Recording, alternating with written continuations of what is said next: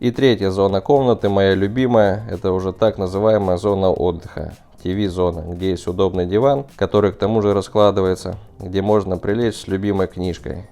Тумба для хранения личных вещей. По задумке дизайнера эта зона должна быть некой пещерой, где нет больших источников света, где можно создать свой уют, посмотреть фильм, где тебя не будет видно со стороны большого панорамного окна. Также мы можем реализовать идею, когда в этой зоне размещается камин вместо ТВ-тумбы. Эта опция будет актуальна владельцам арендных домиков, туристических баз, глэмпинга.